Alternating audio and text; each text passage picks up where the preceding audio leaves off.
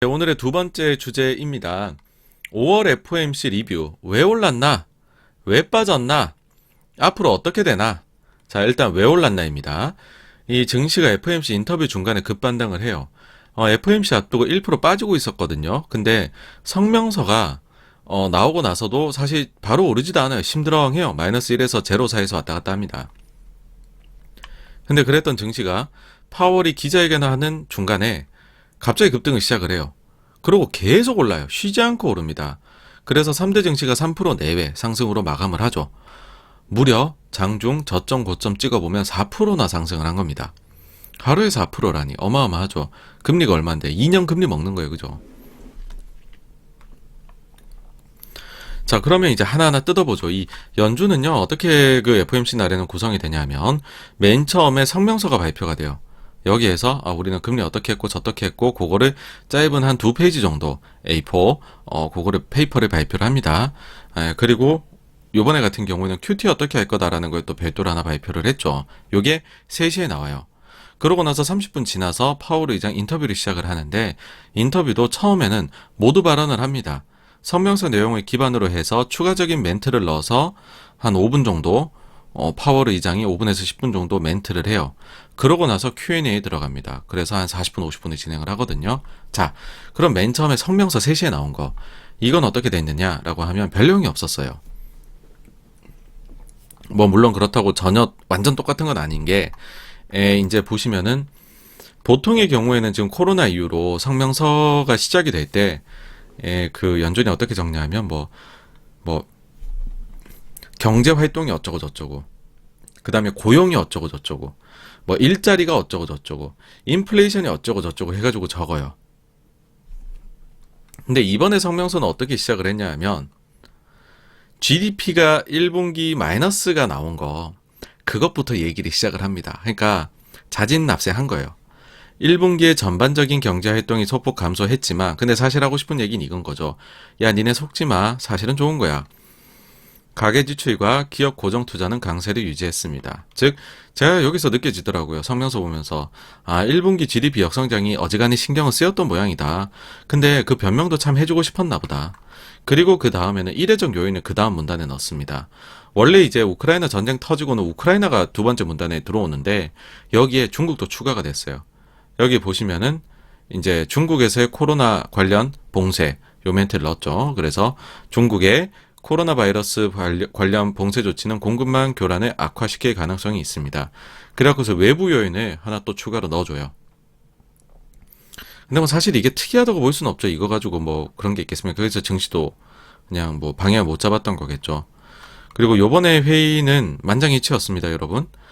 지난 회의에서는 반대표가 하나 나왔죠. 블라드가 왜 25bp 인상에 50bp 인상해야지 했는데 이번에는 50bp 인상에 전원이 찬성을 했습니다.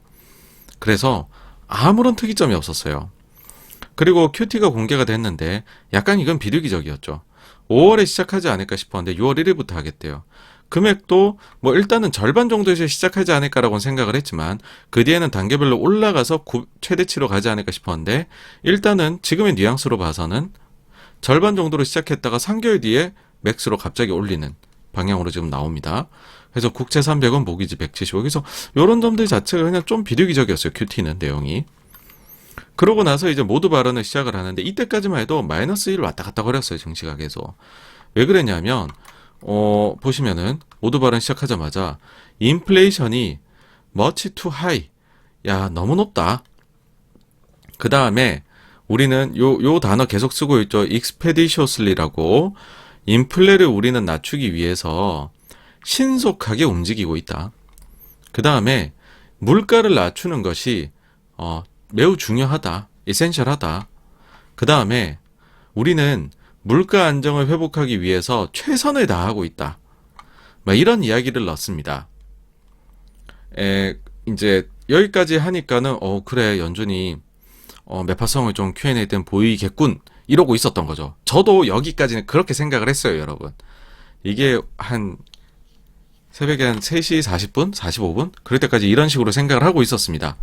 근데 살짝 미묘하게 바뀌어요. 이게 뭐냐면 모두 발언에서 이런 얘기가 나옵니다. 향후 두어 번의 회의에서 추가적인 50bp 인상이 논의 석상에 올라와야 한다는 데에 위원회 내부에 폭넓은 공감대가 형성되어 있다. 향후 두어 번의 추가적인 50bp 인상이 75가 아니라 여기서 약간 의행을 했죠. 시장은 6월 75bp 인상 가능성을 거의 99%로 보고 있는데 왜 여기는 50이라 얘기하지? 그렇지만은 그 뒤에 바로 우리는 인플레이션 위험에 매우 주의를 기울이고 있다. 이렇게 표현을 합니다. 그래서 증시는 왔다 갔다 해요. 성명서하고 모두 발언 때까지는. 근데 이제 본 게임이 시작되죠. 기자회견이 시작이 됩니다. Q&A를 하는데 두 번째 이 질문이 나와요. 75bp 인상 가능하십니까? 그러자 이제 아주 엑기스가 나오죠. 그 파월 의장의 75bp 인상을 위원회는 적극적으로 고려하고 있지 않다. 구체적으로 영어로는 그 이제 75bp 인상은 그 커미티가 actively considering 하는 게 아니래요. 그러니까는 이제 시장이 여기서부터 환호를 시작합니다. 야 75bp 인상이 없나 봐. 그 다음에는 좀 못을 박는 격이라고 할 수 있는데 뭐라 그랬냐면 다음 두어 번의 회의에서 50bp 인상이 논의 석상에 올라와 있어야 한다라고 또 코멘트를 합니다. 한 번 더 강조가 된 거죠. 75란 얘기를 하네요. 그러고 나서 그 뒤에 파월 의장이 상당히 좀 뜬금없게 인플레이션이 피크를 쳤다라는 식의 주장을 강하게 합니다. 인플레이션이 평평해지는 것을 보게 될 것입니다. 꼭 하락해야 할 필요까지는 없습니다. 하지만 우리는 더 많은 증거들을 보게 될 것입니다. 자, 갑자기 웃기죠. 이제 인플레가 평평해진다고? 더 안 올라간다고? 피크라고? 근데 많은 증거를 보게 된다고? 그 증거가 뭐지? 라고 하면 증거를 좀 얘기해 줄래? 하니 곧바로 파월 의장이 꺼낸 이야기가 뭐냐? 라고 하니까 좀 처음에 저도 그런 생각이 들었어요. 이거 들으면서 연준이 우리가 모르는 인플레 피크의 증거를 잡았나 해보니까 근원 PC 물가를 이야기를 해요. 근원 PC 물가가 아마도 피크에 도달하거나 평평해지고 있다는 몇 가지 증거를 보았대요. 와, 증거가 있나 보다. 그러니까는 질문자가 여기에 대해서 추가 질문을 합니다. 그러니까 이게 이제 그런 거죠.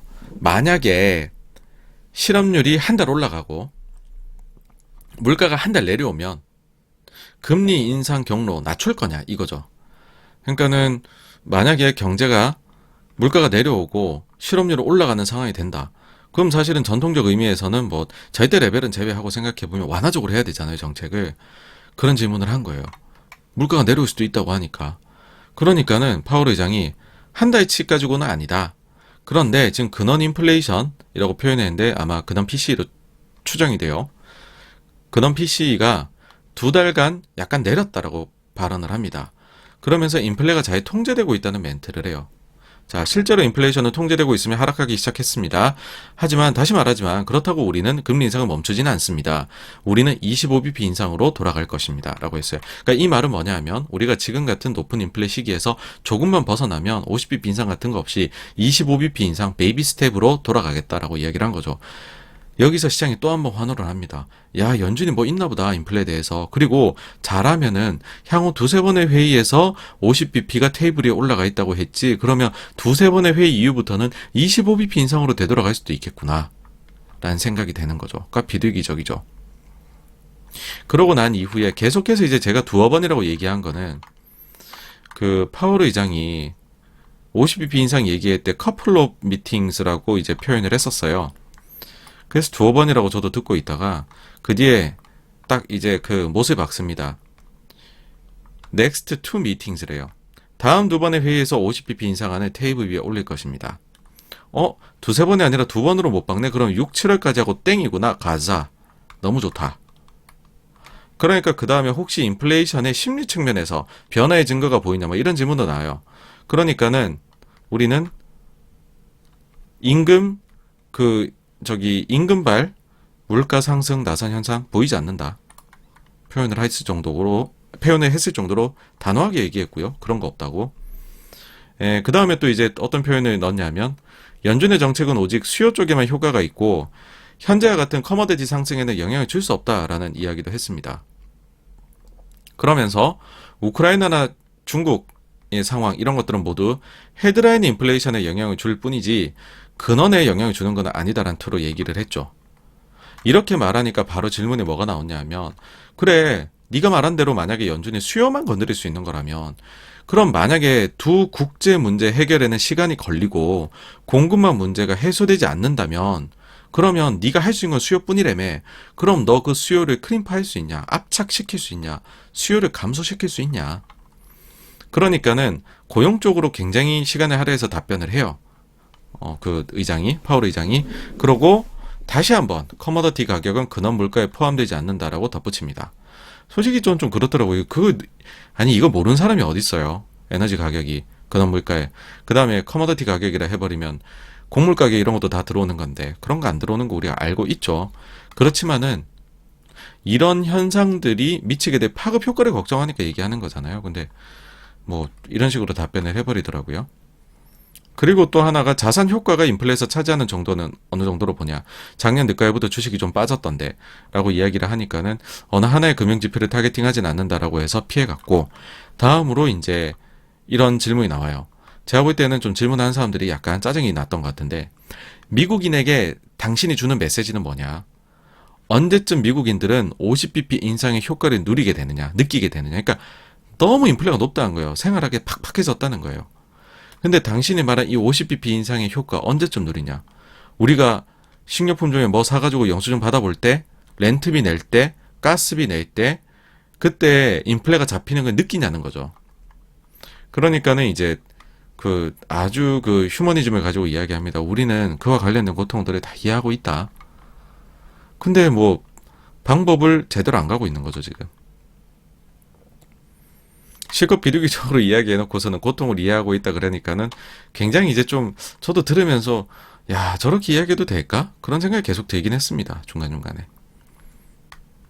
다음으로 이제 높은 인플레로 소비자가 소비하기를 그만 소비하기 시작할 경우에 당신이 생각하는 경기 침체 가능성 어느 정도 되냐 하니까 경제 좋다.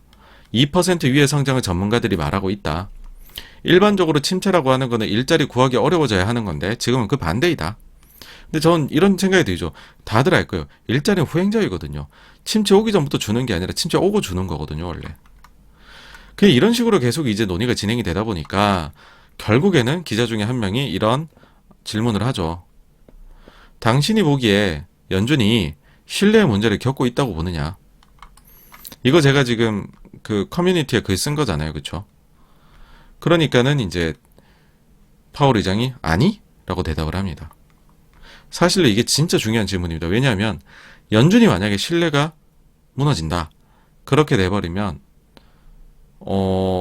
금융시장이 대단히 위험해집니다. 왜 그러냐면 우리가 볼 때 그래도 뭔가 기준이 있어야 되고 그 북극성 같은 기준을 연준이 제시를 해줘요. 그러니까는 연준이 워낙에나 강력하게 이끌고 나가니 연준에 맞서지 마라 라는 이야기를 할 정도이잖아요. 근데 그 연준이 신뢰를 전혀 못 가진다? 그럼 사람들이 서로 중구난방으로 막 설치기 시작할 겁니다. 그런 상황은 아노미예요, 아노미. 그러니까 그게 걱정되는 이런 질문들을 하는 건데 뭐 하여튼 파월 의장 아니라니까. 네. 여튼 그래가지고서 대단히 비둘기적인 결과가 나오게 됐습니다. 그 결과적으로 뭐 6월에 75bp 인상을 거의 99%가 이미 기대를 했는데 이 가능성을 거의 제거를 해버렸죠. 왜냐하면 향후 두 번의 회의에서만 추가적으로 50bp 인상을 생각하고 있고 그 뒤에는 상황에 따라서 25bp 인상으로 낮춰버릴 수도 있다. 만약에 여러분 남은 회의들 횟수하고 요 말에 합성을 해보면 향후 두 번만 50bp 올리고 그 다음에는 연말까지 25씩 올린다고 해보잖아요. 회의에서. 그럼 올해 말까지 추가로 175bp가 인상이 되고요. 그러면 2.5에서 2.75%가 됩니다. 당시에 채권 시장에서는 프라이싱을 어떻게 했냐면 3에서 3.25로 해놨어요. 2.5랑 3의 차이입니다, 여러분.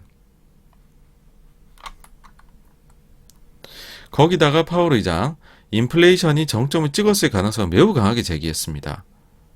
그리고 임금 인상과의 추가적인 인플레이션 가능성에 대해서는 1축을 했고요. 경기 침체 가능성도 1축을 했습니다. 그 다음 QT도 어쨌든 5월이 아닌 6월에 시작했고 금액도 절반에서 시작을 해요. 이러니 이건 진짜 제가 만약에 비둘기적 배팅을 했다고 만약에 가정을 해볼게요. 그러고 제가 시나리오를 써도 이렇게까지는 못 썼을 것 같아요. 그러다 보니까 이날 어쨌든 시장이 대환호를 했죠. 그리고 숏이 많이 터졌을 겁니다. 숏커버가 있었겠죠. 근데 이걸 아무리 봐도 저도 이거 다 듣고 나서 원래 그 전에 FOMC 있고서 정리를 보내드릴 때는 좀 쉬웠어요. 그 중간중간에 그냥 내용 정리해서 바로 보내드렸는데 이거는 그 전에 비해서 한 1시간 늦게 보내드렸거든요. 그 이유가 뭐냐 하면 아무리 생각해도 이해가 안 가는 거예요. 파월이 왜 저랬지? 아니 그걸 떠나서 이래도 되나? 뭐 이런 생각이 자꾸 들었습니다. 평소처럼 그냥 평소 연준이 하던 것처럼 양날에 걸치고 애매하게 이야기하는 게 더 낫지 않았을까. 특히나 이미 시장은 75bp 인상에 대해서 가격 반영을 다 하고 마음의 준비를 다 하고 기다리고 있었거든요. 근데 굳이 그 가능성을 사실상 제거할 필요가 있었을까? 거기다 뜬금없이 인플레에 대해 가지고서도 어차피 본인이 컨트롤할 수 없는 외부 문제가 생겼잖아요. 전쟁, 락다운. 근데 인플레이션 피크로드 강하게 제기를 하는 것 자체도 웃긴 거예요. 이유도 꽤나 궁색하죠. 근원 PC의 물가가 2개월 동안 안정됐다? 맞아요. 0.3이에요. 전월 대비. 연유를 하면 4% 정도 나오겠죠. 좀 낮아졌네요. 그쵸? 근데 2달이잖아요. 그전에도 연준이 일시적이다. 트랜지토리다란 단어를 쓸 때가 언제였냐면 요때였어요. 많이 쓸 때가. 요때 0. 전월 대비입니다. 이게 0.3, 0.3, 0.2 나올 때 트랜지토리 얘기했단 말이에요. 근데 그 뒤에 바로 아니 트랜지토리 아니야 0.5, 0.5, 0.5, 0.5 나오니까 트랜지토리 아닙니다. 미안해요 하고 수정해버리잖아요. 그러니까 인플레는 한두 대 보고 얘기하는 게 아니거든요. 원래. 그래서 이거를 이유로 드는 것도 너무 궁색했고 그 다음에 이제 뭐 침체가 보이지 않는다라는 얘기도 1분기 GDP 마이너스 떴는데 최소한 모멘텀은 감소하고 있다는 얘기는 해야 되는 거 아니냐 싶은 거고 그 자기네도 썼잖아요. 성명서 맨 처음에 경기가 좀 GDP 좀 줄었다고 그래놓고 침체에 대해 얘기를 안 한다는 것도 웃기고 다음으로 임금 인상발 인플레 안 보인다는 얘기도 그 전주 금요일에 이미 ECI가 노동 비용이 집계일에 2001년부터 집계거든요, 여러분. 2001년 집계한 이래로 제일 높게 나와요. 전 분기 대비의 숫자가 제일 높게 나옵니다. 그 다음에 전년 동기 대비로도 제일 높게 나와요. 근데 임금 인상발 인플레가 안 보인다. 제일 높은데 역사상. 심지어 뭐 만약에 이 노동 비용이라는 데이터를 연준이 안 보고 있는 거면 괜찮죠. 그러면 그런 얘기 할 수도 있죠. 근데 작년 12월 FOMC에서는 제롬 파월이 이렇게 얘기했거든요. 11월 FOMC 회의 전날에 ECI 값을 받았다. 매우 높았다. 그래서 테이퍼 금액을 늘려야 할지 고민했다. 그러니까 긴축의 가속도를 내야 될지 말아야 될지를 전날 받아본 ECI 값 때문에 고민을 했다고 했던 사람이 갑자기 지금은 역사상 ECI가 집계된 역사상 제일 높게 나왔는데 임금 인상발 인플레는 보이지 않습니다라고 해버리면 이걸 누가 믿겠냐는 거죠. 너무 말이 안 되잖아요. 자기가 했던 말이잖아요. 그것 때문에 고민했다고. 이건 물어본 것 이거 있잖아요. 이거 이때도 12월 FOMC Q&A 때 나온 얘기인데 ECI가 높아가지고 당신의 결정에 뭐 영향을 받았냐 그렇게 물어본 게 아니에요. 그냥 인플레 문제 얘기했는데 파월이 자진납스로 자기가 이렇게 대답한 거예요. 근데 갑자기 이게 이제 눈에 보이지 않는 데이터가 돼버린 거죠.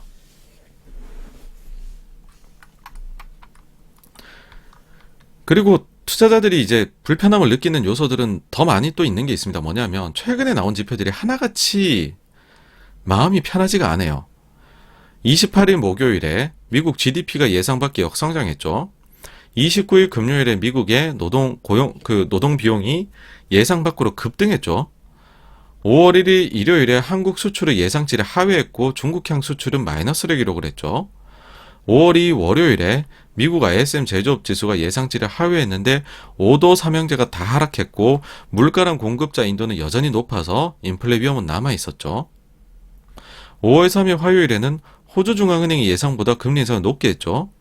5월 4일에는 유럽이 점진적으로 러시아 에너지 금지 조치할 수 있다 하면서 유가 5% 이상 급등했죠. 5월 4일에 미국 ISM 서비스업 지수 예상 하회했는데 역시나 내용이 오더 나쁘고 물가 공급자 인도는 높았죠.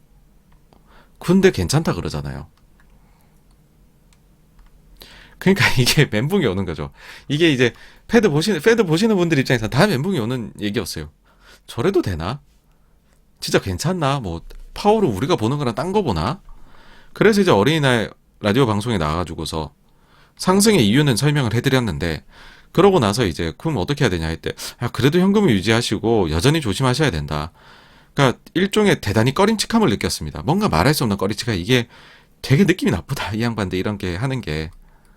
근데 실제로 그 다음에 더 빠졌죠. 그러니까 왜 빠졌냐. 자 보시면은 일단 5월 5일 목요일에 오전에 중국 차이신 서비스 PMI가 나왔는데 엉망입니다. 솔직히 나쁜 정도가 아니라 이 뭐 36.2면은 이거 숫자가 아니에요. 이건 경기 침체가 무지하게 깊게 온 거거든요. 물론 봉쇄의 영향으로 뭐 이례적이다라고 이야기는 하는데 그 중간중간에 중국이 뭐 이런 식으로 봉쇄 안 했습니까? 근데 왜 지금 이만큼 크게 떨어지냐는 거죠. 그 다음에 5월 5일 목요일에 저녁 8시 아까 말씀드렸던 이 영란은행이 발표가 됩니다. 통화정책회의 발표하는데 매파적인 서프라이즈를 하는 거죠. 진짜 완전 매파적인 서프라이즈. 혹시나 이제 다시 한 번만 또 늦게 들으신 분들을 위해서 말씀드리면, 원래는 25bp 인상을 8명이 주장하고 1명이 동결을 주장할 걸로 예상을 했어요. 근데 6명이 25bp 인상 주장, 3명은 50bp 인상을 주장을 합니다. 매파적이죠. 그리고 4분기 GDP 성장률이 약 마이너스 1% 정도로 역성장할 걸로 봐요. 그리고 2023년도는 1년 내내 성장률 예상치를 마이너스 0.25로 봐서 경기 침체가 내년 1월이면 영국은 온다라고 영란은행이 베이스 시나리오로 얘기를 해버려요. 그리고 물가는 우리 예상보다 더 모멘텀을 가지고 올라간다. 5%대로 예상했는데 연말에 10%대 나올 것 같다 얘기를 합니다. 그러니까는 전날 연준을 보고 연준의 중앙은행 가들은 뭔가가 있나 봐. 뭔가 세상이 좋아지고 있는 걸 내가 못 느끼고 있나 봐 싶었는데 영란은행이 이만큼 아니 세상은 지금 안 좋아. 앞으로 더 안 좋아질 수도 있어 상황에 따라서는 얘기를 하니까 그래 그렇지. 연준이 지금 뭔가를 잘못하고 있는 것 같아. 라고 하면서 쫙 빼버립니다. 그리고 아까도 말씀드렸지만은 이 단위 노동 비용, 그 다음에 생산성의 감소, 결국 이 부분들은 기업들의 노동 비용에 안 좋은 영향을 줄 것이고 마진의 압박이 오겠죠. 그럼 기업들 나중에 이윤이 줄어들 수 있다는 겁니다. 그러니까는 미국 증시가 더 빠지게 돼버린 거죠. 자 그러면은 제가 요 말씀드렸죠. 마치 작년 12월에 데자뷰 같다고. 작년 12월에 그럼 구체적으로 무슨 일이 있었느냐. 저 그때 했었던 거 자료로 그냥 바로 한번 말씀을 드릴게요. 자 요때 타이틀이었어요. 작년 12월 18일입니다. 라이브 방송. 영국이 금리를 올렸을 뿐인데 왜 글로벌 증시가 모두 하락했을까? 자, 모두의 눈이 오직 미국 FOMC로 향하던 중에 불길한 전조현상이 하나 나타났다. 화요일에 IMF가 영국의 내년 초 물가 상승률이 높을 것 같으니 IMF에서는 즉각적인 금리 인상을 영국에 요구를 한 거죠. 아니, 우리나라한테 만약에 IMF가 즉각 금리 인상하라 했으면 지금 정부 뭐라 그랬을까요? 내정 간섭이라 얘기할 수 있을 정도 수준이겠죠? 근데 IMF가 갑자기 이런 얘기를 합니다. 얼마나 심각했으면. 그래서 이때 원래 영국이 금리를 동결할 걸로 사람들이 예상했었는데 혹시 올리는 거 아니야라는 생각이 이때부터 싹 듭니다. 두 번째 불길한 전조현상은 물가가 발표됐는데 너무 높아요. 예상보다. 그리고 미국이 소매 판매가 나왔는데 쇼크가 나오고 중국 쪽도 광군제가 나쁘다라는 얘기가 이때쯤에 나옵니다. 그리고 GDP 나오도 숫자가 빠르게 내려오죠. 미국의 GDP에 대한 예상치가 빠르게 내려옵니다. 그렇지만은 요때는 이제 서머타임 이게 차이가 있어서 새벽 4시에 미국 FOMC가 있었는데 이때 당시에 좋지 않은 증시 상황이어서 마이너스 1%로 오픈했는데 빛의 속도로 상승해서 1.5에서 2%로 플러스 마감했다. 모든 것들이 예상치 범위 아니었고 인터뷰를 할 때 좋은 얘기 많이 했다. 자산 밸류에이션 과다하지 않다. 이번 분기 소비 매우 강력할 것 같다. 테이퍼 종료 전에 금리 인상하지 않겠다.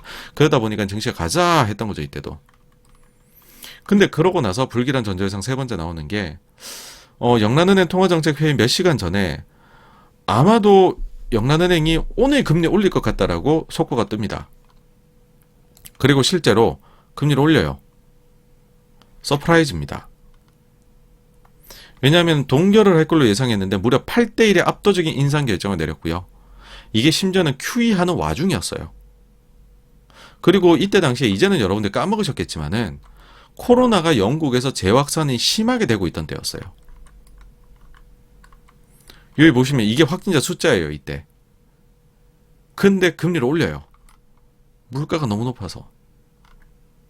그리고 이때 뭐 ECB는 사실은 매파적으로 한 건 아니지만 어쨌든지 간에 PPP하고 APP 종료하는 거를 예상대로 하겠다라고 이야기를 해버립니다.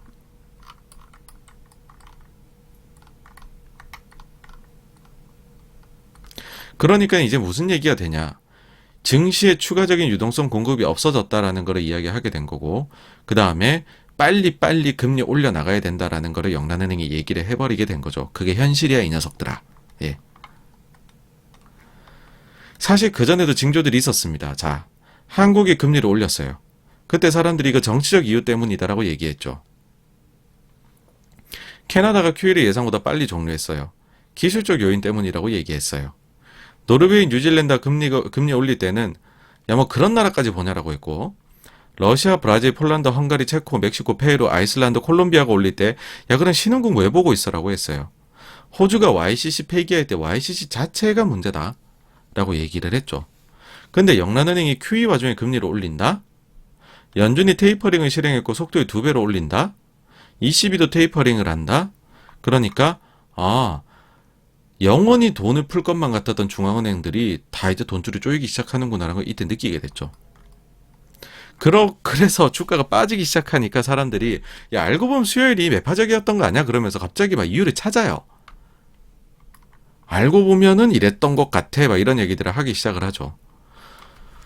수요일 날에 증시 오르고 목요일에 증시 빠지고 나니까는 사실은 매파적인 내용을 담았던 FOMC라는 코멘트도 여러분들 좀 보시게 될 겁니다. 지금 이때랑 어쩜 이리 똑같은지. 그쵸?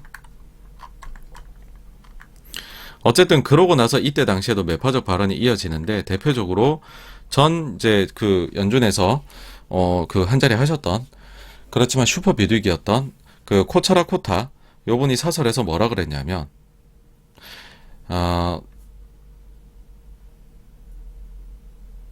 인플레 상승 대처하기 위해 연준은 신속하고 공격적으로 금리를 올려야 됩니다. 공격적으로 행동해야 됩니다. 매번 회의마다 연속적으로 금리를 올릴 준비가 돼 있어야 됩니다. 인플레가 2% 부근 내려올 때까지 계속 올려야 됩니다. 이 같은 긴축 경로는 단기금리 2.25% 이상으로 보낼 수 있습니다. 이는 예상보다 많이 높습니다. 그래서 이것은 시장의 쇼크가 될 것입니다. 그리고 즉각적인 경제적 고통을 수반할 것입니다. 하지만 이는 미래에 훨씬 더 큰 고통이라는 위험은 제거를 해줄 것입니다. 대표적인 온건 반대 그랬단 말이죠. 이때 제가 이렇게 정리를 했더라고요. 수요일 급반등에 성공한 증시는 목요일에는 나스닥 중심의 급락이, 금요일에는 다우 중심의 하락이 나타났다. 반면 한국 증시는 평온하다. 몇 주 전부터 밈주식들이 하락하고 있다. 밈주식이 하락할 때 사람들은 응당그라하다. 그들에게 무슨 가치가 있느냐라고 했다. 또한 몇 주 전부터 암호화폐가 하락하고 있다. 암호화폐 하락할 때에도 사람들은 당연한 것이라 했다. 그리고 이 돈들이 증시로 올 수도 있는 것 아니냐라고 긍정적인 예측까지 했다. 영란은행의 깜짝 금리 인상 이후 나스닥이 하락하자 금리에 크게 영향받는 기술주 중심의 나스닥이 하락하는 것은 당연하다 했다. 그러면서 금리가 올라가니 이제는 금리 상승의 우호적인 소위 가치주가 좋다고 했다. 그래서 다우를 사야 한다. 시클리컬을 사야 한다고 했다. 그런데 바로 다음날 다우도 빠지자 이제는 미국이 그동안 너무 많이 오른 것이니 미국 이외의 주식시장을 사야 한다고 말했다. 가령 아시아에 사야 된다. 한국을 사야 한다고 했다. 증시 내에서 이 같은 순환 현상이 소위 선순환을 이루려면 유동성과 실적이 계속해서 우호적인 흐름일 때 가능한 것이다. 반면 지금은 역금융 장세로 들어온 상황이기에 이럴 때에는 분야를 가리지 않는 약세가 나타날 수 있기에 대안은 현금이다. 마찬가지로 코스톨라니의 달걀 이론도 이랬던 예금이라 했다. 자꾸 경고음이 울리고 있는데 왜 자꾸 그 속에서 그럼 뭘 사야 하는 거야 라는 생각이 지배적인지가 오히려 의문이다. 2주 전 도큐사인이 실망스러운 가이던스 내놓았을 때 적자 기업이 그렇지 했다. 이번 주 어도비가 실망스러운 가이던스 내놓았을 때 지금 시대의 상징형 주식 중 하나인 어도비의 부진은 가치주를 전하는 이야기하는 것이라며 10% 주가가 빠진 기업에 소금을 뿌리는 말들을 하곤 했다. 그런데 금요일엔 유가마저 하락했다. 다음은 누구 차례인가요? 그 다음엔 다 빠졌죠. 다. 지금도 좀 비슷하게 느껴지기는 해요. 뭐가 빠지면 이건 괜찮을 거야, 저건 괜찮을 거야. 그런 것들이 저는 마음속으로 사실은 불편합니다. 예. 자, 그러고 나서 이거는 이제 목요일에 하락을 얘기한 거고, 금요일도 또 빠진 거죠. 금요일에 뭔 일이 있었냐라고 하면 이제 고용 데이터입니다. 아까도 말씀드렸지만은 전체적인 취업자 수 증가나 실업률이나 평균 임금은 별다른 특이성이 없었어요. 별다른 특이성이 없었는데 경제활동 참가율이 예상 깨고 내려간 거죠. 그러니까 좀 이상한 거죠. 그쵸? 아니 취업자 수가 늘었는데 경제활동 참가율이 감소를 했다? 근데 이거 자체는 요 두 데이터는 노동통계국이 보는 거고 실업률하고 경제활동 참가율은 가계대상 설문조사이기 때문에 그랬다. 실제 가계대상 설문조사에서는 일자리를 가진 사람이 지난달 대비 35만 명이나 감소를 했다. 그래가지고서 요 자체가 굉장히 내용이 나쁘다라고 저는 생각을 합니다. 지금도. 그래서 시장도 실제 그렇게 반응을 했다는 거고, 뭐냐면 처음에 논팜이나 임금 숫자 보고 올라가다가, 이거 참가율이나 그 다음에 이런 것들 봐서는 좀 나쁜 데서 증시가 쭉 빠졌죠. 그리고 요 멘트는 그대로 제가 이제 어젯밤에 커뮤니티에 적었었던 건데, 수요일날 FOMC Q&A 중에 나왔던, 연준이 신용에 문제가 있다고 생각하십니까? 파월은 노라고 대답했다는 거죠. 근데 이날 나온 월간 고용 보고서에서 노동 참가율이 감소를 했는데, 근데 불과 이틀 전인 수요일 날 FOMC Q&A 중에서는 파월이 우리는 좀 더 추가적인 노동 참가율 증가를 보게 될 것이다라고 이야기를 한 거죠. 자, 연준의 신용은 정말로 괜찮은 것인가? 이틀 뒤에 나오는 데이터에 대해서도 물론요 데이터는 왔다 갔다 해요. 노동 참가율도 왔다 갔다 하는 데이터입니다. 그렇기는 하지만은 아니 너무 좀 그 자신감을 가지고서 인플레와 고용과 경기에 대해 이야기를 요즘 파월이 하고 있는데, 그러면 최소한 데이터는 미리 못 받아본다는 느낌을 되게 강하게 받는 거죠. 그러니 연준 니네도 혹시 별거 없는 거 아냐? 연준에 대한 신뢰 우리가 계속 보내도 되는 거니? 만약에 너네에 대한 신뢰를 우리가 걷어들여야 된다면 우린 대체 이제 뭘 가지고 투자해야 되니? 라는 거죠. 이내 갑자기 이제 시장이 이런 식으로 연준에 대해서 신용을 잃어가는 모습이 보이니까 바킨 총재가 나와가지고서는 75bp 아직 살아있는 거야 라고 긴급 진화에 들어갑니다. 긴급 진화에. 바킨 이분도 웃겨요. 왜 그러냐 하면은 50bp 인상에 대해서도 부정적인 뉘앙스를 내비치던 사람이에요. 근데 갑자기 75bp를 배제하지 않는다라고 이날 갑자기 얘기를 해요. 누군가가 배후에서 이야기를 하지 않고서는 저는 그렇게까지 사람이 바뀌진 않을 거다라고 봅니다. 이런 의문 드시죠? 이럴 줄 진짜 몰랐을까? 아니면 연준은 뭔가 특별함을 보고 있는 걸까? 이번 5월에서 도대체 왜 그랬을까? 자, 그 전으로 돌아가 보자. IMF 회의 있었잖아요. 그때 당시에 파월이 무슨 얘기했냐 하면 앵커가 이렇게 질문해요. 향후 세계 회의에서 50bp 인상, 이거에 대해서 시장이 지금 프라이싱을 하고 있는데 이거 합당하다고 보냐? 하니까 파월이 합당한 것 같다. 잘 반영하고 있는 것 같다. 라고 얘기를 했죠. 향후 3번의 회의에서 50bp 인상.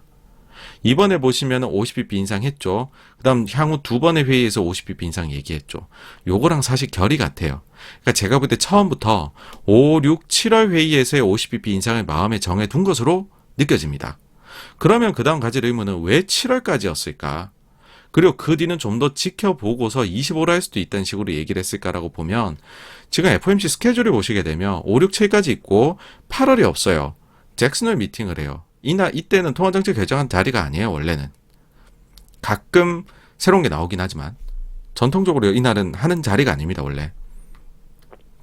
그러고 나서 9월 중순이 돼서야 FOMC 미팅이 있어요. 그러면은 9월 중순까지 연준은요.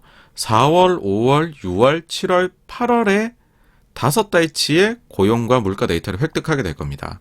그러면 5달치 정도 더 보면, 그리고 그 사이에 50bp 한 3번 올리고 QT도 시작하면, 그러면 좀 잡히지 않겠냐 생각한 것 같아요.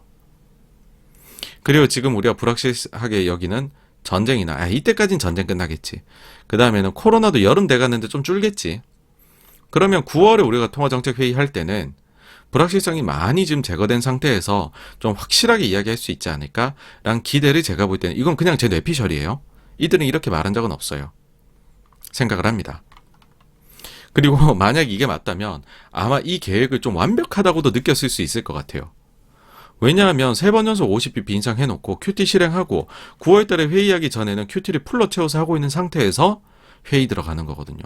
이 정도 매파성 보여줬으면 어느 정도 우리 매파성도 보여준 셈이고, 그리고 5개월치나 되는 데이터를 우리가 획득하고 나면 그때에는 이게 일시적인지 아닌지 방향성이 어느 정도 잡히지 않을까? 이거는 훌륭한 전략이었을 수 있습니다, 여러분. 언제? 전 세계에 미국이란 나라 혼자만 존재했을 때, 다른 나라가 없을 때요.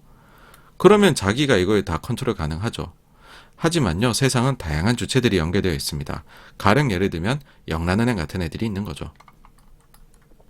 그러면 앞으로 어떻게 될 것인가? 연준이 신뢰를 상실했을 때 가장 아픕니다, 여러분. 금융시장은. 2018년도에 파월이 이때 당시에 대단히 무리한 결정을 내렸던 때가 있고, 이때 증시가 나빴어요. 요 예시를 하나 들어드릴게요.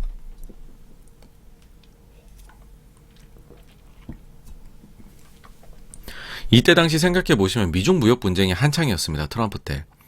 그럼에도 불구하고 18년도 2월에 파월이 연준 의장으로 취임한 이래로 이때요. 조금 이러다가 증시가 계속 더 잘 나가요. 그리고 이때 당시에 매 분기마다 25bp씩 금리 올렸고, 그 다음에 QT 금액도 따박따박 올려가고 있었어요.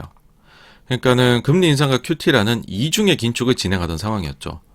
그럼에도 불구하고 어쨌든 파월이 잘 컨트롤을 해서 증시는 소위 말해서 불안의 벽을 계속 타고서 올라갔습니다. 그래서 2940까지 이때 이제 고점까지 도달을 하게 되죠.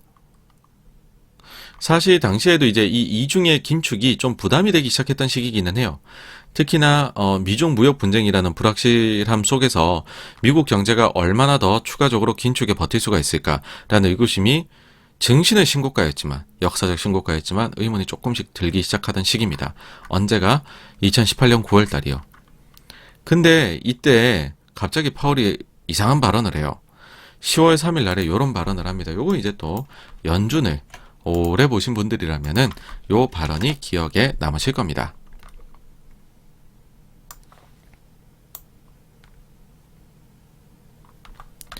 파월 연준 의장, 미국 금리 여전히 완화적이다. 중립금리까진 멀었다. 제롬 파월 의장이 연일 미국 경제를 긍정적으로 진단하며 점진적 기준금리 인상을 이어갈 뜻을 재차 밝혔다. 자, 대담의 출연에 현재 미국 금리가 완화적이거나 긴축적이지 않은 중립금리에 한참 미치지 못한다고 말했다. 파월은 금리는 여전히 완화적이나 우리는 중립적인 지점까지 점진적으로 움직이고 있다며 중립을 지날 수도 있지만 현 시점에서 중립으로부터 한참 멀리 있는 듯하다. 얘기를 했습니다. 한참 멀리 있는 듯하다. 그래서 이날 주가 빠져요. 미국 시총 1조 5천억 달러 증발. 실제로 어떠했냐? 요게 10월 3일입니다. 2939.86이었어요.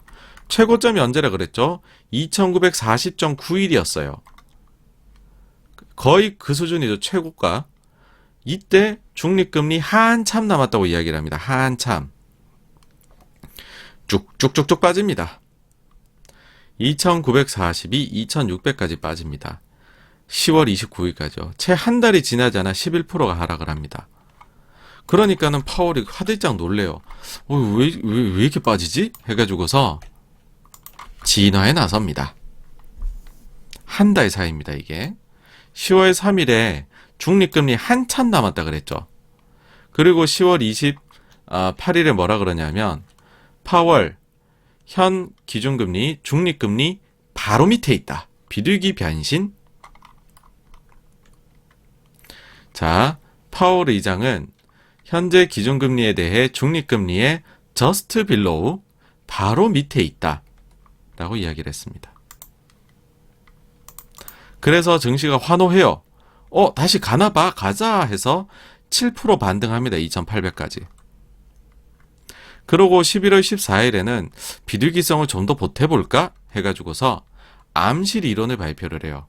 이게 뭐냐면 장애물로 가득 찬 불이 꺼진 깜깜한 방에 당신이 맨발로 있다고 가정을 해보라는 거죠. 그러면 그 장애물에 발이 부딪히지 않기 위해 대단히 조심히 움직이지 않겠느냐. 우리의 금리 인상이 그러한 것이다. 이렇게 얘기를 해요. 그러니까 사람들이 생각하기에 이야 완전히 비둘기 다 됐네 이 양반. 근데 야 저 양반 불과 한 달 전에만 해도 딴 얘기하는 양반인데 우리가 믿어도 될까? 해서 증시는 왔다 갔다 왔다 갔다 합니다. 왔다 갔다 왔다 갔다. 그러면서 12월 18일에 있을 FOMC 회의에서 과연 동결을 할지 인상을 할지를 진짜로 비둘기로 개종했는지 아닌지를 우리가 정책에서 확인해보자라는 신중론이 이제 대세를 이루게 되죠. 실제 12월 18일 FOMC 회의 어떻게 했는지 아세요? 뭐 중립금리 저스트 빌로우 바로 밑에 있다 그러고 암실에서 움직인다 해놓고서 금리 또 올려요. 증시가 2차 하락을 시작합니다. 폭포수. 그래서 2400을 깨고 내려가죠. 아니 얼마 전만 해도 2940이었는데 2346까지 빠집니다. 그러니까 2800까지 반등했던 증시가 16% 추가 하락을 해버립니다. 그리고 당시 최고점 대비해서는 20%가 하락을 한 거죠. 뭐냐면 파월 중립금리 한참 멀었다 해서 11% 하락했다가 아니야 생각해보니 바로 밑이야 7% 반등했다가 암실에서 걷는 거야 횡보하다가 근데 아무튼 올렸음 하니까 16% 하락 총 20%. 전임자였던 제닛 옐런이요 임기 4년 내내 단기 고점 대비 저점이 최대 하락이 10%가 안 되거든요. 정말로 안전운행을 하셨습니다. 옐런이. 그러면서 증시를 우상향시켰어요. 옐런 보시면은 16년부터 18년까지 14년부터 18년까지 했잖아요. 증시 보세요. 자로 그은 듯이 올라갑니다. 별다른 위기가 없어요. 이 양반은. 근데 파월은 들쭉날쭉 들쭉날쭉 막 들쭉날쭉 이런 게 나오는 거죠. 자, 다음 사례로 얘기를 할 수 있는 거는 2007년의 서프라임 모기지 사태입니다. 이때 당시 어땠냐?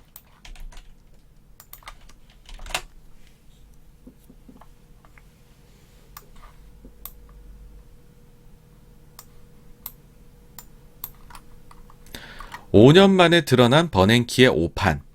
2007년 녹취록서 금융위기 예측 못해 옐런 부의장 등은 경고. 자, 이제 내용을 보시죠. 몇몇 분들이 서프라임 모기지와 관련한 최근 금융시장 위험에 대해 언급하셨는데 저는 적절한 조정이 금융시장에 꼭 나쁜 것만은 아니라고 봅니다. 서프라임 모기지 그때 당시에 이제 금융시장 경색 징후가 보이는 가운데 열렸던 2007년 6월 FOMC에서 버냉키가 이렇게 얘기한 거죠.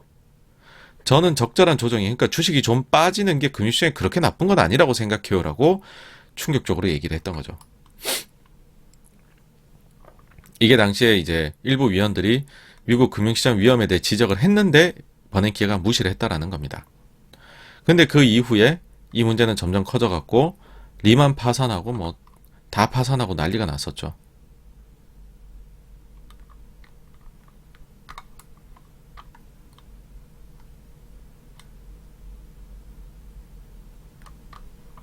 이때 당시에 보게 되면은 버냉키 의장이 주택시장 공포가 금융시장에 영향을 주고 있다는 사실을 파악하고 그제서야 개입을 시작했던 것이다. 특히 이번 녹취록 공개로 당시 버냉키 의장의 미온적 대응에 줄곧 반대하며 강도 높은 대응을 주문했던 두 사람이 주목받고 있다. 제닛 옐런, 당시 샌프란 연은 총재, 그 다음에 에릭 로젠그런, 이 두 사람이 주택시장 부문의 위험이 계속되고 있다며 신속한 대응을 주문했다라고 나옵니다. 그러니까 이때 대응이 늦었어요. 2007년도 그 6월부터 얘기를 한 거니까 그때부터 대응이 됐으면 좋겠지만은 실제로 증시가 많이 빠진 이후부터 버냉키는 뒤늦게 대응에 나섰고 걷잡을 수 없이 사실 주식은 빠졌었죠. 그 다음으로 이제 1970년대 스태그플레이션인데요. 이때 당시가 보면은 고삐 풀린 소위 인플레가 진행이 되고 있습니다. 근데 제대로 대응을 안 했죠. 그때 당시에 연준이. 그래가지고서 조금 금리 올리다 내렸다 올리다 내렸다 하면서 인플레이션 심리가 죽지 않고 계속 살아있으니까 이거는 사실 잔불가도 같아요. 꺼진 것 같은데 다시 켜지고 하는 게 이 인플레이션입니다. 그래서 미국이 1970년대 주식시장은 우리 마치 박스비처럼 위아래로 왔다 갔다 재미없는 심지어 위에서 하락으로 막 50%씩 하락하고 그랬었던 시기입니다. 다음으로 연준이 신뢰를 잃었었던 시기는 1930년대죠. 대공황. 이때 당시에 보시면 일단은 주식이 엄청 올랐었죠. 그리고 엄청 빠져요. 여기까지 빠집니다, 여러분. 여기까지 빠진 이후에 여러분 증시가 반토막이 났잖아요. 증시가 반토막이 났는데 이때 당시에 연준이 어떻게 했는 줄 아세요? 금리를 2달 연속 올려버립니다. 왜 그랬냐면 이때 금본위제고 금을 그러니까 미국이 경기 안 좋은 것 같네 해서 다른 나라들이 미국한테 금인출을 요구를 합니다. 금인출이 역대급으로 늘어나게 되니까는 연준에서 이에 대응하기 위해서 금리를 올려버리는 거죠. 그래서 160의 주식을 샀어도 40까지 빠집니다. 300에 사서 150까지 절반 하락해서 이젠 바닥인가 싶었는데 금리를 올리니까 긴축을 더해버리니까 152, 162, 40이 돼버리는 거죠. 그래서 이때에도 대공황 때 너무 빠르게 긴축을 나서서 연준이 신뢰를 잃었었다. 연준의 정책 실패다란 얘기를 합니다. 이게 사실 대표적인 실패 사례들입니다. 그럼 이런 것들이 어떻게 해결이 되었느냐라고 하면 2018년도에는 파월 의장이 완벽한 비둘기로 개종을 해버립니다. 그리고 실제 행동으로 보여줘요. 19년도 7월에 금리를 인하해버립니다. 9월에는 not QE라고 해서 사실상 QE를 실행해버려요. 자, 18년도에 호되게 당했죠. 말에. 그 다음에 19년도 1월 시작하자마자 비둘기로 개종했음을 만천하에 공포를 해요. 증시가 다시 반등을 하지만 파월의 실패로 하락했었던 2,900에서 3,000 사이에 머무르죠. 그쵸? 그리고 조정을 받습니다. 여기에서 어떻게 요거를 돌파를 하냐? 금리를 인하를 하고 QE를 실행을 하죠. 그러면서 다시 증시가 너 제대로 바뀌었구나. 그래 축하해. 가자. 전고점 뚫고 가보자. 신고가 내자. 이렇게 된 거죠. 요때 당시 내용도 이게 제가 그때 준비를 많이 했던 거라 한번 또 공유를 해볼까 합니다. 제가 올해 3월 5일에 만들었던 영상인데 연준의 추가 완화책이 언제쯤 나올 수 있을까라고 하면서 이때 당시에 이제 그 파월 의장이 2018년 12월에 실수하고 그 다음에 1월 4일에 전미 경제 학회 나와가지고서 있었던 일을 말씀드렸죠, 그렇죠? 이때 당시에 이제 전미 경제 학회 자리가 소위 말해서 파월 하나 놓고 지금 전 의장이 와가지고서는 아주 그냥 참교육을 시켜줬었던 그런 장이었다. 라고 얘기 드렸었습니다. 그렇죠? 그리고 요날 딱 장면을 보시면 아시겠지만 파월만 혼자 자료 뽑아가지고 왔고 두 전임자들은 빈손으로 왔어요. 너 하는 얘기 들어보고 우리가 한마디씩 해줄게. 뭐 아시죠? 여러분들도 일하실 때 이분들은 잘 안 뽑아오십니다. 그렇죠? 자, 이날에 어떤 식으로 일이 이제 진행이 됐었느냐? 발언을 그때 제가 요거 영상 만든 거 있는데 다시 한번 공유를 해볼까 합니다, 여러분.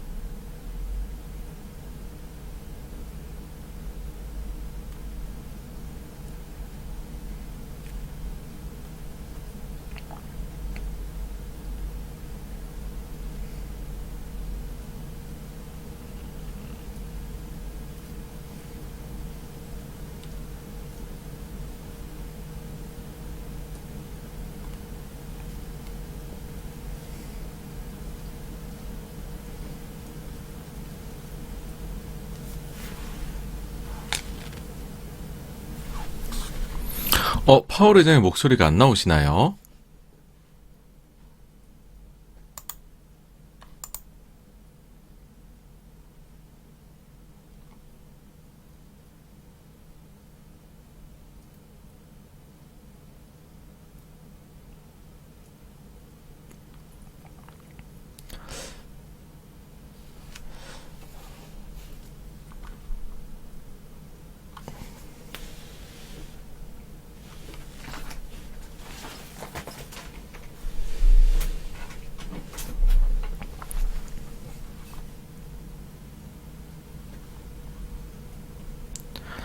네, 일단 요 부분은 사실 뭐 자막이 그래도 좀 큰 힘을 발휘한 것 같고요.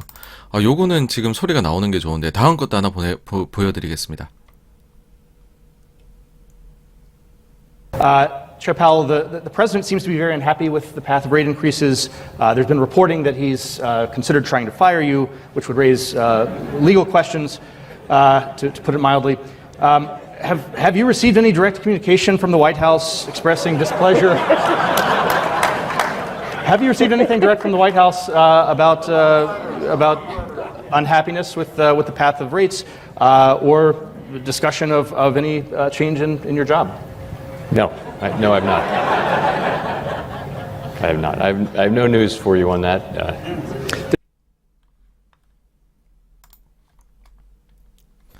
저때 당시에 파월이 이제 저렇게 아주 무시를 당하면서도 저 자리에서 나는 이제 비둘기가 되었다, 그런 이야기를 했었죠. 소리도 다 잘 나오신다고요. 네, 다행입니다.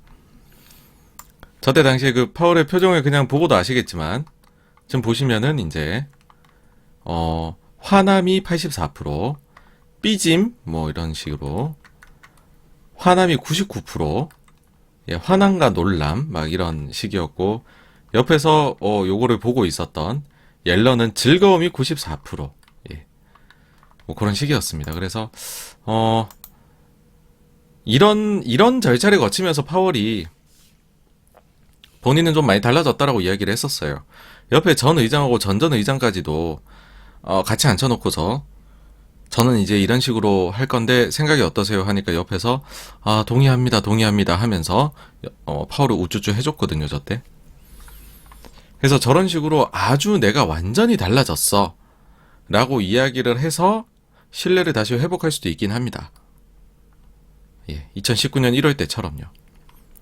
다음으로 이제 2007년 서프라임 모기지는 어떻게 됐었냐면, 결국 이거를 해결하기 위해서 제로금리까지 내렸고, 그 다음에는 비전통적 정책 실행의 방법 QE라는 걸 했었죠. 그래서 해결을 했었고, 그 다음 1970년대에 스태그플레이션이 왔을 때는 어떻게 했냐면 연준 의장을 교체해버립니다. 최단명 의장이 이때 나오죠. 윌리엄 밀러라고. 1년 반밖에 못하세요. 그 다음에는 폴 볼커가 나오죠. 그 유명한 인플레이션 파이터.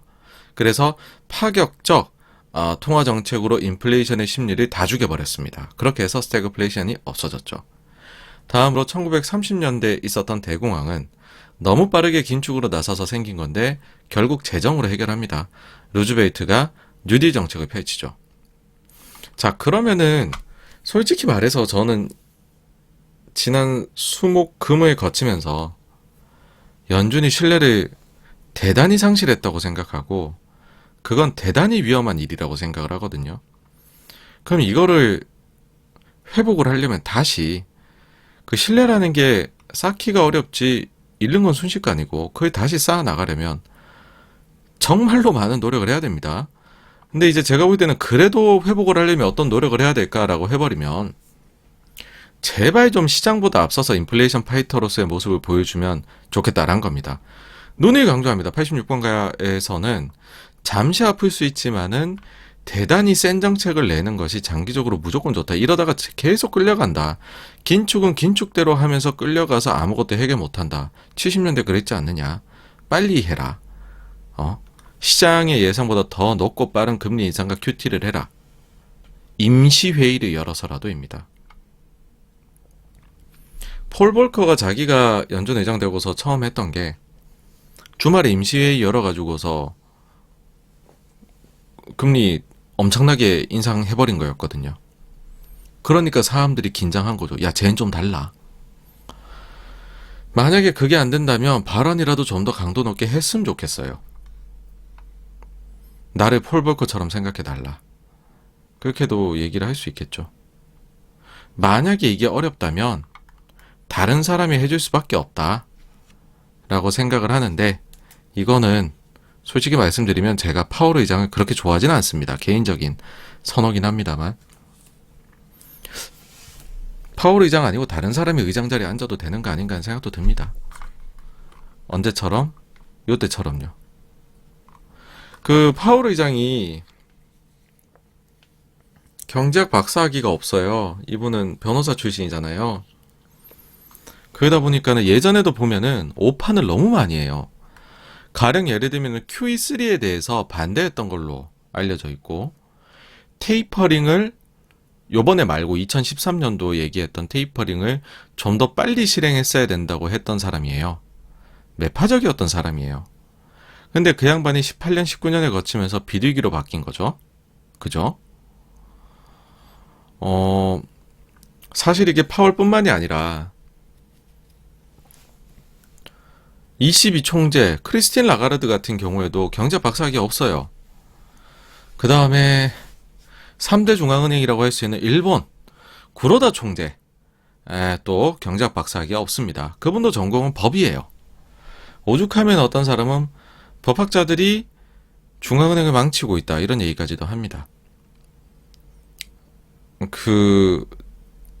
하필이면 윌리엄 밀러도 어떠냐면요, 이번에 제롬 파월 전임자들 중에서 그 전임자들은 대부분이 경제학 박사학위자들이에요. 경제학 박사학위자들인데 제롬 파월 직전에 그러면 박사학위가 없었던 사람이 의장했던 때가 언제냐 하면 1970년대 말에 윌리엄 밀러예요. 이 사람도 변호사였습니다. 그리고 스태그플레이션을 해소를 못해요. 그래서 1년 반 만에 잘리는데, 이 자꾸 자른다 그러니까 안 나가니까는 영전을 시켜줍니다. 재무부 장관으로 보내요. 그러고 나서 폴 볼커를 연준의장에 앉힙니다. 자, 단호한 결의가 필요합니다. 해결을 하려면. 그러면은 5월 FOMC 이 수요일 이후에 연준의 반응은 지금 어떠한가인데요. 제가 보니까는 이분들도 지금 자기네의 신뢰에 대한 문제가 심각하게 제기되고 있구나에 대한 걸 알고 있는 것 같아요. 그래서 신뢰 문제에 대해서 많은 시간을 할애해서 얘기를 하고 있습니다. 일단은 FOMC 당일날에 파월 의장이 아까 전에 연준에 대한 신뢰 문제가 있다고 생각하십니까? 아니요, 없다고 생각합니다. 해놓고서 그 뒤에 답변을 추가적으로 이런 이유 때문에 그래요 라고 파월이 얘기한 게 있는데 다음과 같습니다. 자, 신뢰 문제 없다고 여기는 이유를 설명하면서 작년 4분기 테이퍼링을 더 빠르게 하는 것, 그리고 올해 금리를 올리는 것에 대해서 이야기를 한 후에 우리는 시장의 반응을 살펴보았다. 시장은 매우 적절하게 반응한 것으로 보인다. 우리는 지금까지 단 2번의 금리를 올린 것 뿐이지만 2년물 금리는 작년 9월 0.2에 불과했는데 현재는 2.8%까지 올라갔다. 우리의 이제 그 포워드 가이던스가 잘 먹히고 있다라는 것이죠. 그러니까 시장하고 소통이 잘 되고 있고 시장이 우리의 의도에 대해서 잘 이해하고 있기 때문에, 즉 신뢰를 가지고 있기 때문에 이런 식으로 움직인 거다. 우린 정책 2회 인상밖에 안 했다라는 것이죠.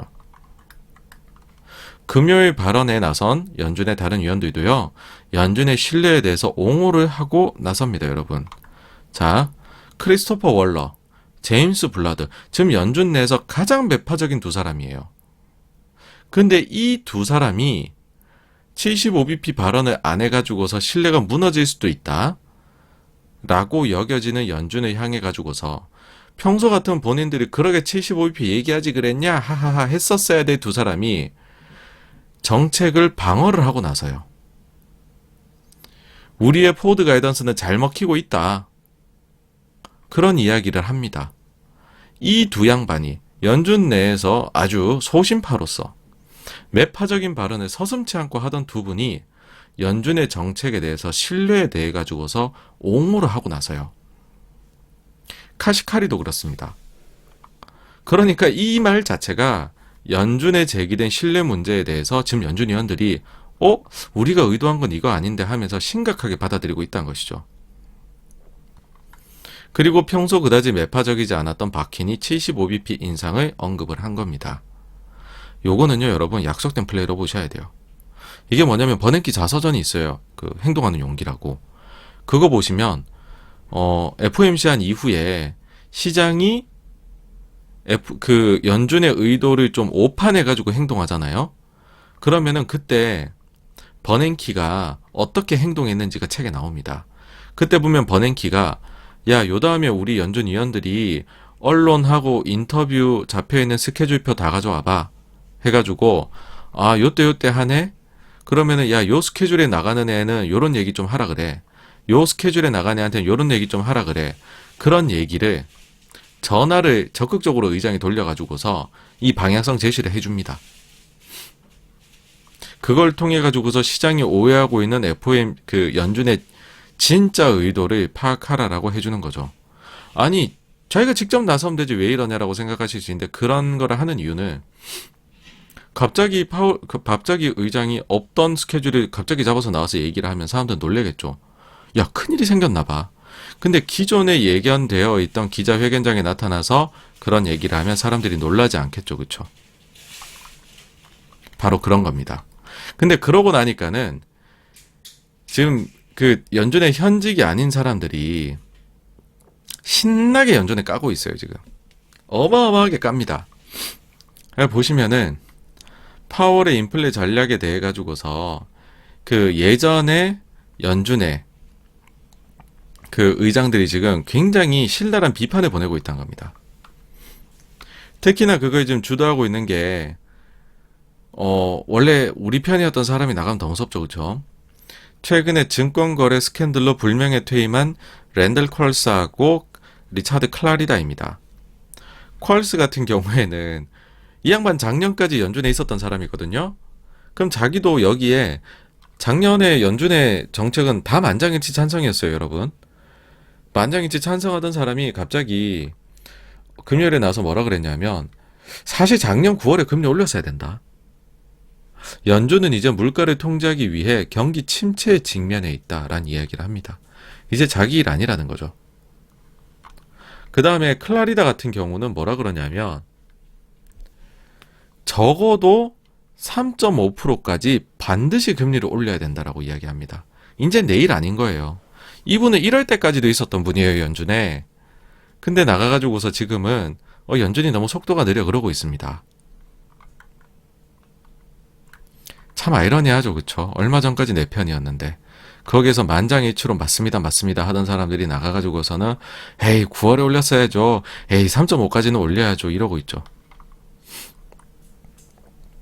그 다음에 그린스펀 의장 당시에 부의장 했었던 앨런 블라인더나 전 뉴욕 총재 했었던 빌 더들리나 다 뭐 경기 침체 피해갈 수 없다 가능성 제기하고 있고, 레리 서머스는 원래부터 안 좋게 얘기했는데 이번에 75bp 가능성을 제거한 거에 대해서 놀랐다고 코멘트했고, 그 다음에 전 필라델피아 총재였던 찰스 플러서 이 말이 저한테는 가장 와닿더라고요. 그래서 사실 비판한 게 이거보다 더 많아요. 그 중에 몇 개 꼽은 겁니다. 플러서는 뭐라 그랬냐면 그들 스스로가 만들어내고 있는 문제이다. 그러니까 연준 애들이 지들이 만들고 있다, 이 문제를. 누구도 그렇게 하라고 안 했는데 자기네가 쉽게 갈 수 있는 거로 문제를 더 만들어내고 있더라라는 겁니다. 딱 제 느낌이 이거예요. 자, 그러면은 우리가 일시적이라고 여기고 있는 전쟁하고 코로나, 진짜 중국 코로나 진짜 일시적일까? 아마도 시진핑의 3년의 확정 당대회 10월에 열릴 걸로 지금 예상되고 있잖아요. 그러면요, 이건 무슨 말이냐? 지금 당장이야 상해가 봉쇄를 조금씩 풀고 있어요. 그러면 뭐 그런 얘기들 해서 상해가 봉쇄 풀면 또 정시 좋아지겠지. 근데 그러고 나면 베이징 전면 봉쇄 얘기가 또 나온단 말이죠.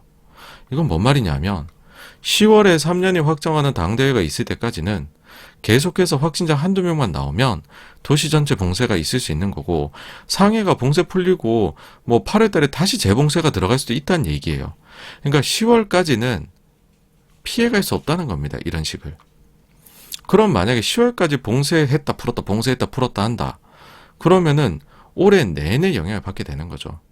그러면 이게 일시적이라고 할 수 있느냐. 두 번째로 러시아 전쟁. 뭐 그럼 누가 패전을 선택할 거냐 한 거죠. 휴전으로 갈 거냐. 근데 어떤 형태로 종료된다고 한데 서방에서 그 즉시 러시아에 대한 제재를 모두 다 풀어주고 과거로 돌아갈까요? 다시 가스를 전면적으로 러시아에서 가져오는 그 방식을 택할까요? 세상의 틀 자체가 바뀌는 걸 수도 있다라는 겁니다, 지금. 그러니까 전쟁은 끝나지만 전쟁의 영향은 남아있는 거죠. 그래서 일시적인 영향으로 끝나지 않을 수도 있다라고 생각합니다. 그러다 보니까 이 두 요인은 일시적이라고 보는 시각에서부터 벗어나는 게 전 우선일 거다라고 보고요. 그러면은 내 인생은 내가 개척해야 된다. 적극적인 대응이 필요하다고 봅니다. 연준이 지금 했었어야 되는 거를 영국이 하고 있는 거예요. 그래서 결론을 내려보면 작년에 가장 값비싼 연준의 실수를 우리는 인플레가 일시적이에요 라고 얘기했던 거에서 꼽았습니다. 올해 제가 볼 때 가장 값비싼 연준의 실수는 5월 FOMC에서 했었던 파월의 발언들이었을 겁니다. 적극적으로 되돌리지 못한다면, 강력한 정책적인 대응을 하지 않는다면 신뢰의 상실로 이어질 위험이 클 것이고요. 이는 연준과 자산시장 입장에서 대단히 큰 리스크가 될 것입니다. 물론 운이 매우 좋게도 인플레가 떨어지고 고용도 괜찮고 경기도 괜찮고 기업들 이익도 괜찮고 그런 빠른 정상화 과정을 거칠 수도 있어요. 아주 운이 좋으면요. 근데 작년 11월 달에 여기에 대해서 전 뉴욕 연준 총재였던 더들리가 얘기했던 게 있죠. 희망은 전략이 아니다. 희망으로 전략 짜는 거 아니다. 네. 추가로 이제 연준을 여러분들 보실 때 좀 참고할 점들 말씀드리자면, 기준 삼을 때 공부할 때 연준은 항공모함이라고 생각을 하셔야 됩니다. 그러니까 연준이 정책의 방향을 트는 건 매우 신중해야 돼요. 특히나 크게 변화할 때는 그렇습니다. 왜냐하면 연준이 촐싹맞게 이랬다 저랬다 이랬다 저랬다 이러면 누가 연준을 여러분 믿겠습니까? 이게 이런 식으로 돼버리면 연준의 커뮤니케이션 스킬, 이게 심각하게 타격을 입는 거거든요. 버냉키 의장 때부터 포워드 가이던스라는 게 공개적으로 연준의 툴 중 하나로 자리 잡았어요. 그리고 파월은 여기에 더해서 소통을 강조하면서요. 원래 FOMC 1년에 8번 하잖아요. 그럼 4번만 기자랑 인터뷰했어요. 근데 파월은 난 소통할래 그러면서 8번으로 매 회의마다 인터뷰로 바꿨어요. 근데 그래 놓고서 이렇게 말을 자꾸 바꾸면 안 돼요. 연준은 항공모함입니다. 돈을 풀 때도 시원하게 푸는 데고요. 조일 때도 한번 조이기 시작하면 일단은 좀 가야 돼요. 속도 늦출지언정. 다음에 이제 두 번째로 연준도 모르는 게 많다는 겁니다. 경제 지표 면에서. 버냉키 자서전 보면 이게 나와요. 2013년 10월 달에 연방정부 폐쇄 결정이 있었고 그로 인해서 월간 고용 보고서를 볼 수 없는 상황이 되었다라는 거죠. 그러니까는 버냉키가 이제 연준이 가지고 있는 돈을 지불해서라도 월간 고용 보고서는 꼭 받아보고 싶은데 안 되겠냐 했고 안 된다라는 대답을 들었다라고 자서전에 나와요.